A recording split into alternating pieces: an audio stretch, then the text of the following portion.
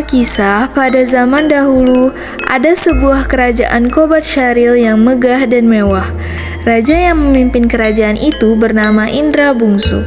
Ia adalah seorang raja yang bijaksana dan adil dalam bertindak. Sang raja juga memiliki istri yang baik hati dan parasnya sangatlah cantik. Kecantikannya sangat termasyhur hingga ke mancanegara. Wanita itu bernama Putri Siti Kendi. Para rakyat pun sangat menyukainya. Meski telah hidup makmur dan sejahtera, kebahagiaan Raja Indra Bungsu dan istrinya belum lengkap karena mereka tak kunjung memiliki momongan. Wahai Adinda, sudah lama kita berumah tangga, Kanda merasa bahagia. Namun Kanda mencemaskan satu hal. Kita belum mempunyai putra mahkota sebagai penerus kerajaan di kerajaan ini. Begitupun Adinda. Adinda sangat ingin memiliki anak. Adinda meminta tolong kepada tabib, namun tidak kunjung mengandung.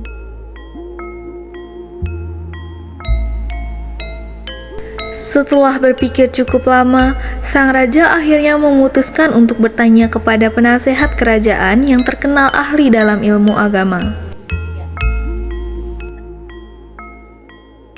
Ada pergerangan Tuan, mengapa engkau merenung? Wahai penasihat raja, sudah lama sekali saya menantikan seorang anak sebagai penerus kerajaan ini. Namun permaisuri belum menunjukkan tanda kehamilan. Apa yang harus kami lakukan? Wahai yang mulia, yang teramat agung, hamba sarankan bagi Indra meminta petunjuk pada Tuhan Yang Maha Esa dan berdoa di sepertiga malam dan kemudian bersedekahlah kepada fakir miskin.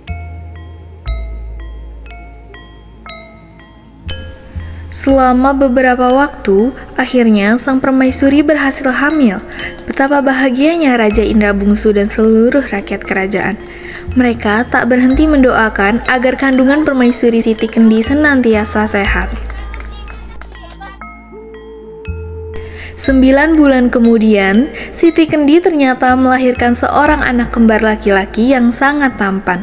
Raja Indra Bungsu menamai mereka Pangeran Syahperi dan Pangeran Indra Bangsawan. 17 tahun kemudian, mereka tumbuh dengan sangat baik. Karena keduanya sama-sama hebat dan tangguh, sang raja pun bingung menentukan siapa yang kelak menjadi penggantinya. Pada suatu hari, Raja Indra Bungsu bercerita kepada kedua anaknya. Semalam ayahanda bermimpi. Di dalam mimpi itu, ayahanda melihat seorang pria tampan yang membawa bulu perindu itu. Maka dari itu, ayah menginginkan kalian untuk mencari bulu perindu itu sebagai pemilik takhta di kerajaan ini. Baiklah ya, kami akan mencoba mencari bulu itu bersama-sama. Kami akan mencari bulu itu besok di hutan. Kami minta izin kepada ayahanda dan ibunda.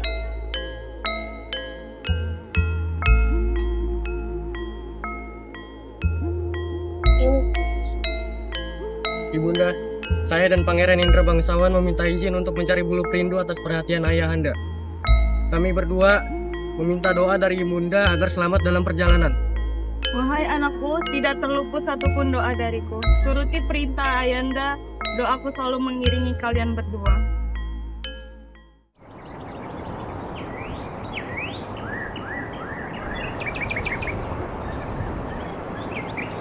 Hingga suatu hari, mereka melewati sebuah gunung yang sangat terjal dan bebatuan besar yang sulit mereka lewati. Namun, mereka tak pernah menyerah. Sesampainya di sebuah puncak gunung, tiba-tiba datang gempa disertai angin yang sangat besar.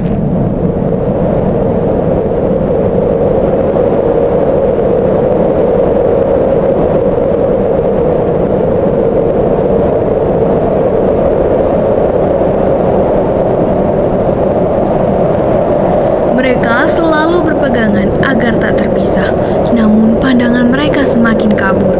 Ditambah lagi angin topan yang berhembus semakin kencang. Malahnya, hal ini membuat mereka terpisah. Pangeran Syahperi terpental ke dekat pohon. Dia tak sadarkan diri. Begitu pula dengan Pangeran Indra Bangsawan yang terlempar jauh dari saudaranya. Setelah sadar, Pangeran Syahperi kebingungan melihat semua yang ada di sekitarnya. Ia bergegas bangun dan mencari adiknya, tapi ia tak kunjung menemukannya. Ia lalu melanjutkan perjalanannya ke arah utara untuk menemukan adiknya dan juga buluh perindu. Setelah sekian lama berjalan, tibalah ia di suatu negeri yang sangat luas. Ia lalu melihat sebuah rumah dan memutuskan untuk mengunjunginya. Rumah itu tampak sepi. Ia melihat seorang perempuan yang terlihat tak sadarkan diri dan berniat menyelamatkan perempuan itu.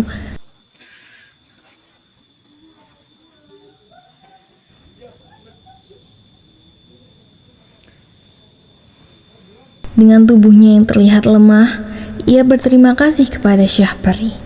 Terima kasih Tuhan telah menyelamatkanku. Siapa yang mengangkatmu dengan tali dan siapa namamu? Aku bernama Putri Ratnasari dan aku berasal dari suatu kerajaan asisten. Negeri ini telah hancur karena bola Garuda sosok itulah yang mengikat hamba dengan tali. Saya akan menunggu Garuda itu kembali dan mengalahkannya agar dia tidak mengganggumu lagi. Dengar Tuhan, jangan lakukan itu, hamba sangat khawatir. Garuda itu akan membunuh Tuhan. Garuda itu sangat kuat. Jangan khawatir, saya akan membunuhnya agar tidak mengganggu siapapun lagi.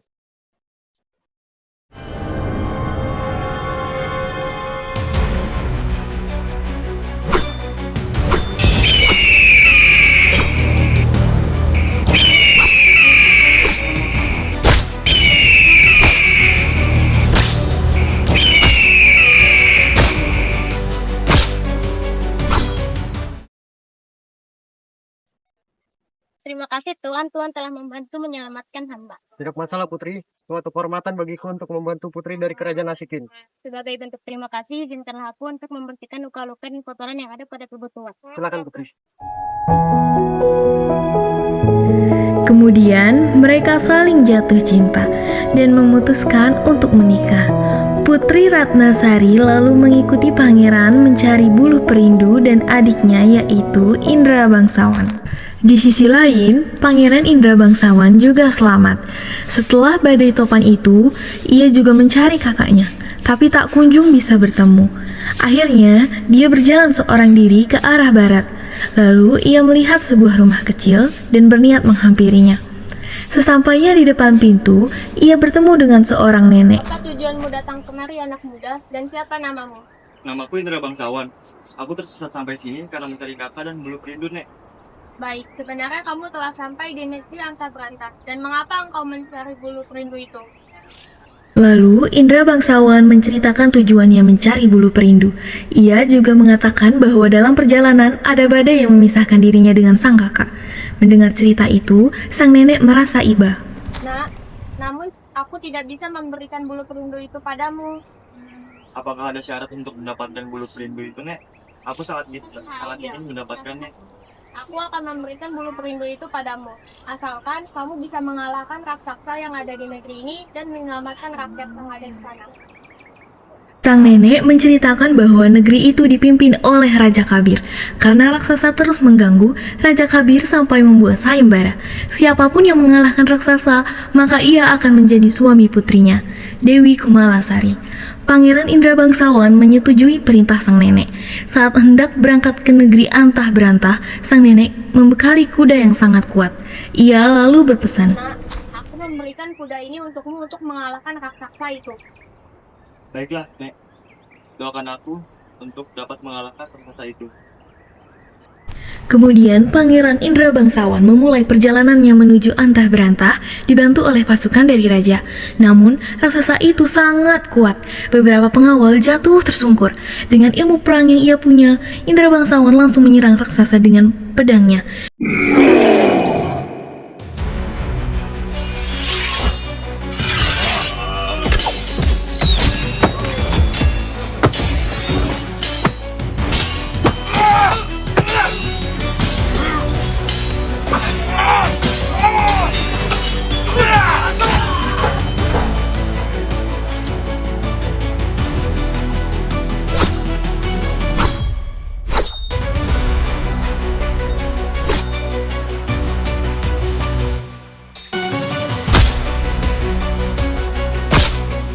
Akhirnya raksasa itu berhasil terbunuh.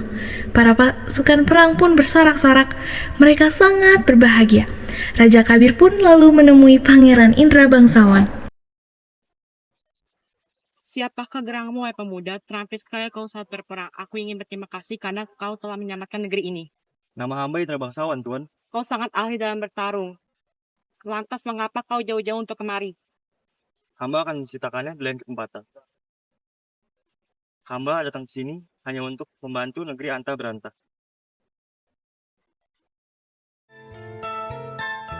Sesuai sayembara, Raja Kabir pun lalu menikahkan Dewi Kumalasari dengan Indra Bangsawan.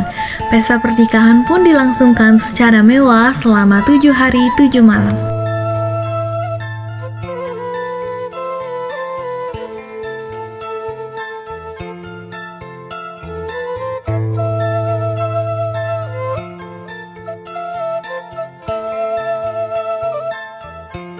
Pada suatu hari, Pangeran Indra Bangsawan mengatakan pada sang istri kalau ia hendak menemui nenek-nenek di lorong Antah. Ia ingin mengambil buluh perindu dan hendak menyerahkannya kepada sang ayah.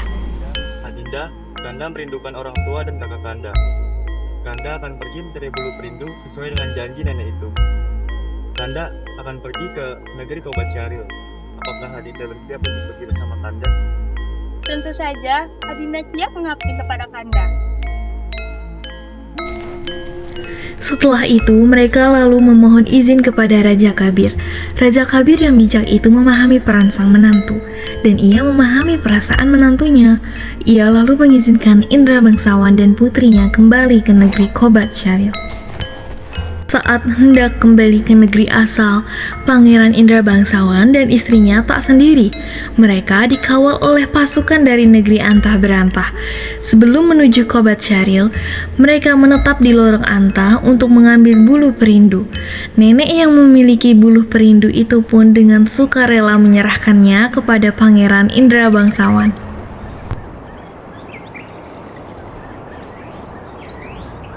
Nah, kamu sudah menepati janjimu, dan sekarang bulu perindu ini akan menjadi milikmu. Terima kasih wahai nenek, karena kau telah memberikan buluh perindu itu. Setelah mengambil buluh perindu itu, Indra Bangsawan dan pasukan melanjutkan perjalanan. Setibanya di sana, para rakyat langsung menyambut dengan sukacita. Begitu pula dengan Raja Indra Bungsu dan Permaisuri Siti Kendi. Mereka terlihat berbahagia karena putranya telah kembali. Pada saat yang bersamaan, Pangeran Syahperi dan istrinya telah kembali ke istana. Saudara kembar ini sontak langsung berpelukan. Mereka tak menyangka bisa bertemu lagi dengan istri masing-masing. Pada saat itu pula, Indra Bangsawan menyerahkan buluh perindu itu kepada ayahnya. Maka dari itu, Raja mengumumkan bahwa Indra Bangsawan adalah raja penerusnya. Mengetahui adiknya berhasil mendapatkan buluh perindu, Pangeran Syahperi merasa bangga.